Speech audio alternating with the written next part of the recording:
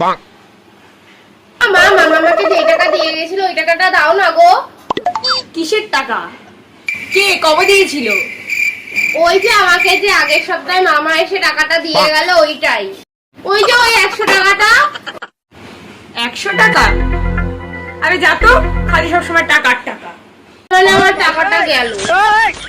সবসময় এরকম করো, প্রত্যেকবার তুমি আমার টাকাগুলো নিয়ে নাও আর দাও না আমাকে। আরে যা দেখ তো কে এলো। আমি জানি না কে এলো, আমি দেখতে দিতে পারবো। আরে যাবি না মানে? আচ্ছা ঠিক আছে, যাচ্ছি যাচ্ছি। এসেছে রে?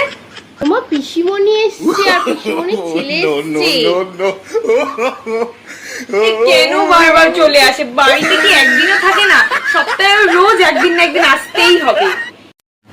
ও বৌদি, কেমন আছো তোমরা? আর বলো না, বাবু আজকে অনেক বায়না করছিল, তাই জন্য আজকে চলেই এলাম। এসো এসো। তা কি কি রান্না করেছো শুনি?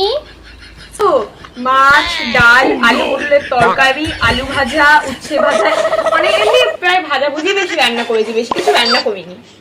তুমি জানো না শ্বশুর বাড়িতে আমি সব ঘাস পাতাই খাই, কোথায় একটু ভালো মন্দ রান্না করবে তা না, যত সব।